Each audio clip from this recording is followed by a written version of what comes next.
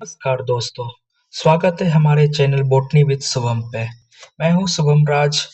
दोस्तों, आज हम करेंगे बीपीएससी 4.0 के लिए ज्योग्राफी का क्वेश्चन।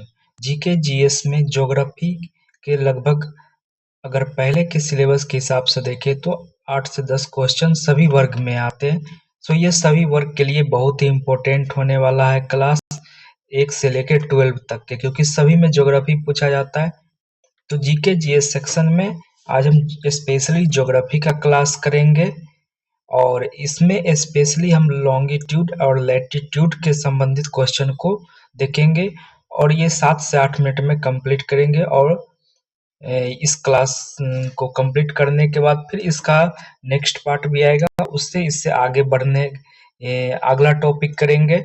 सो दोस्तों, अगर पहली बार इस चैनल पे आए हैं तो चैनल को सब्सक्राइब कर लें।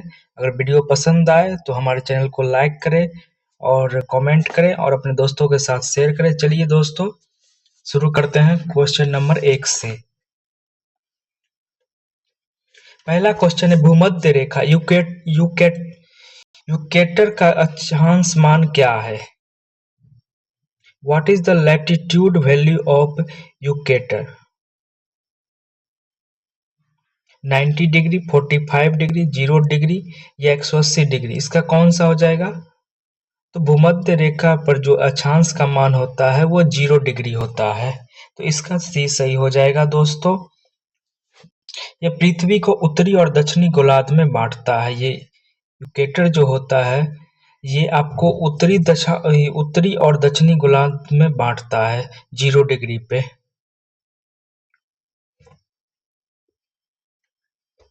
नेक्स्ट क्वेश्चन की तरफ चलते हैं। अक्षांश रेखाएं वास्तव में क्या होती है?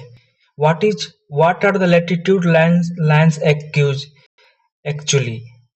सीधी रेखाएं, पूर्ण वृत्त मतलब सर्कल, अर्धवृत्त या फिर बिंदु? कौन सा हो जाएगा? क्वेश्चन नंबर 2 का बताएंगे। इसकी हो जाएगी सर्कल, पूर्ण वृत्त होता है। अक्षांश रेखाएं वास्तव में पूर्ण वृत्त होती है। क्वेश्चन नंबर 2 का बी सही हो जाएगा दोस्तों। ये आपको सीधी रेखा नहीं आपको देखने को मिलेगी, ये आपको सर्कल में देखने को मिलता है।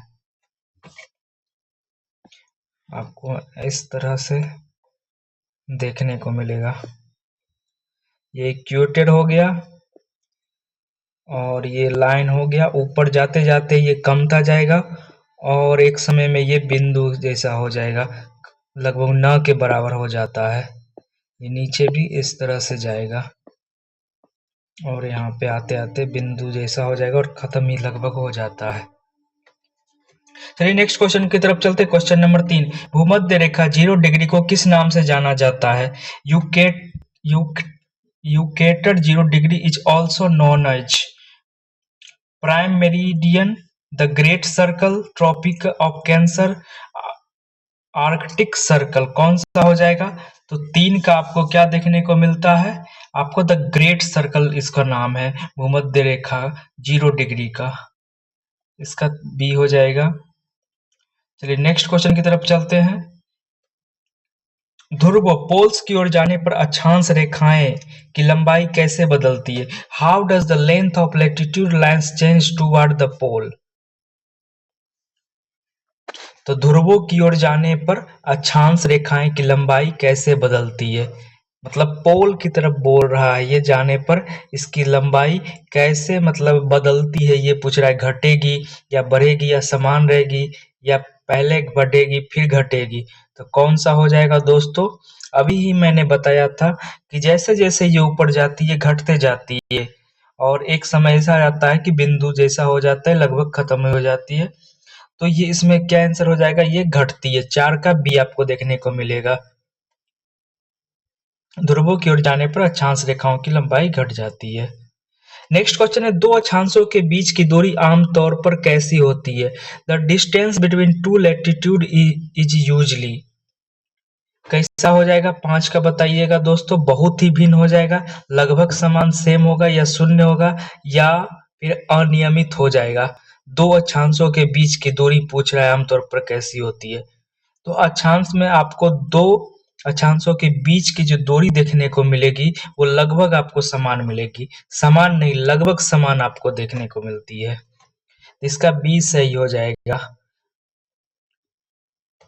नेक्स्ट क्वेश्चन है, कुल अक्षांश रेखाओं लैटिट्यूड लाइन्स की संख्या कितनी होती है? कुल अक्षांश रेखाओं की संख्या कितनी होती है? 180, 181, 179 या फिर 360, कौन सा हो जाएगा? तो यहाँ पर कुल रेखाओं की संख्या पूछ रहा है, तो यहाँ पर आपको ऐसे तो देखिए, ये जो था ये इक्वेटर हो गया, ये 0 डिग्री हो गया, और ये ऊपर जो जाता है दोस्तों ये आपको 90 डिग्री तक जाएगा, फिर नीचे जो आएगा ये भी 90 डिग्री तक रहेगा, मतलब कि 90 ये संख्या हो जाएगा, ये 90 हो जाएगा, 90 दूना 180 ये हो जाता है, और ये इक्वेटर जो 0 डिग्री है ये मिला के टोटल 180 हो जाता है, 180। लेकिन जो ऊपर दोनों तरफ जो पोल पर पहुंचेगा तो यहाँ पे लगभग खत्म जो हो जाती है, तो यहाँ पे बिंदु जैसा हो जाता है, वहां पर रेखा नहीं रह पाती है, तो ये दो जो हो गया ये दो कम जाएगा, तो 180 माइनस 2 आपको 179 आपको देखने को मिलेगी। तो इसका जो सही आंसर हो जाएगा ऑप्शन नंबर सी आपको देखने को मिलेगा, इसका 6 का। देखिए यहाँ पे कुल अक्षांश रेखाएं 181, 90 प्लस 90 साउथ साउथ का हो गया ऊपर की तरफ, और 90 मतलब ऊपर नॉर्थ की तरफ हो गया और नीचे साउथ की तरफ हो गया, और एक इक्वेटर हो जाता है वो, जो कि 181 टोटल में हो गया, और ये ध्रुव जो होता है वो 2 घटाने पे, जो मैंने बता दिया। चलिए नेक्स्ट क्वेश्चन की तरफ चलते हैं दोस्तों।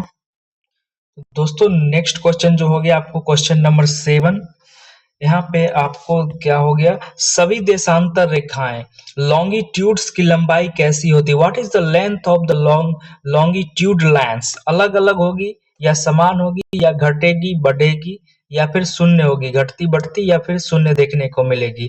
क्वेश्चन नंबर 7 क्या होगा? तो सभी देशांतर रेखाओं की जो लंबाई होती है वो समान आपको देखने को मिलती है। देशांतर रेखाएं दोस्तों कैसी होती है? ये आपको देशांतर रेखाएं ऐसे आपको देखने को मिलेगी, ये आपको देशांतर रेखाएं हो गए, ये आपको देशांतर रेखाएं हो जाती है। तो इसकी जो होती है सभी देशांतर रेखाओं की जो लंबाई आपको देखने को मिलती है वो समान देखने को मिलती है, तो इसका बी आंसर हो जाएगा। नेक्स्ट क्वेश्चन की तरफ चलते हैं। क्वेश्चन नंबर 8, दो देशांतर के बीच की दूरी सबसे अधिक कहाँ पर होगी? मतलब जो दो लाइन है इसके बीच की जो दूरी होगी वो सबसे ज्यादा कहाँ पर होगी? ध्रुवों पर होगी या भूमध्य रेखा पर होगी या 45 डिग्री अक्षांश पर होगी या सभी जगह समान होगी? क्वेश्चन नंबर 8 का क्या हो जाएगा? भूमध्य रेखा पर हो जाता है। कहां पर आपको देखने को मिलता है इसका? भूमध्य रेखा पर हो जाएगा। इसका जो आंसर सही हो जाएगा वो आपको बी देखने को मिलता है। इक्वेटर पर आपको इसकी जो दूरी होती है वो सबसे अधिक देखने को मिलती है। नेक्स्ट क्वेश्चन की तरफ चलते हैं। क्वेश्चन नंबर 9,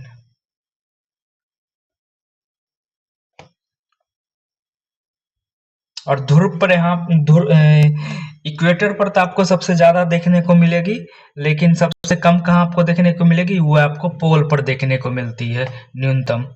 नेक्स्ट क्वेश्चन क्या हो जाती है? ध्रुवों की ओर जाने पर दो देशांतर के बीच की दूरी कैसे बदलती है? देशांतर में पूछ रहा है कि जब ध्रुव की ओर जाएगी तो कैसे इसकी दूरी बदलेगी, घटेगी, बढ़ेगी या फिर समान रहेगी या फिर दोगुनी हो जाती है? तो इसमें भी आपको घटती देखने को मिलती है, यहाँ पर भी आपको बी हो जाएगा। नेक्स्ट क्वेश्चन है, भारत की ज्यामितीय आकृति जियोमेट्रिकल शेप क्या है? त्रिभुजाकार है, वृत्ताकार है या चतुष्कोणीय है या फिर अंडाकार है? 10 नंबर। यहाँ पे आपको चतुष्कोणीय देखने को मिलती है, क्वाड्रिलेटरल देखने को मिलेगा, सी इसका सही हो जाएगा। नेक्स्ट क्वेश्चन है, भारत का देशांतरीय विस्तार लॉन्गिट्यूडिनल एक्सटेंशन क्या है? 8.4 से 37.6 पूरब की तरफ, 6.8 से 68.7 पूर्व से 97 डिग्री 25 पूरब तक, 0 डिग्री से 180 डिग्री पूरब तक, 20 डिग्री ईस्ट से आपको 90 डिग्री ईस्ट तक। तो कौन सा हो जाता है 11 का दोस्तों? यहाँ पर आपको सही देखने को मिलेगा, इसका बी हो जाएगा। 68 डिग्री 7 से आपको 97 डिग्री 25 पूरब तक आपको देखने को मिलता है। नेक्स्ट क्वेश्चन की तरफ चलते हैं। क्वेश्चन नंबर 12, विश्व के कुल क्षेत्रफल में भारत का हिस्सा कितना प्रतिशत है? तो कितना है? इसमें आपको सी देखने को मिलता है 2.4।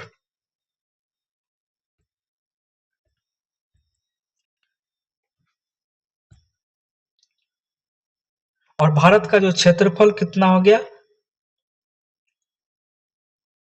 32,87,363 वर्ग किलोमीटर, 32,87,363 वर्ग किलोमीटर हो जाएगा, जो विश्व की कुल क्षेत्रफल का 2.4% है। तो आज का ये क्वेश्चन समाप्त हुआ दोस्तों। कैसा लगा आपको क्वेश्चन जरूर बताइएगा, और जल्दी नेक्स्ट पार्ट आने वाला है दोस्तों, और चैनल को जरूर से सब्सक्राइब कर लें। So thank you.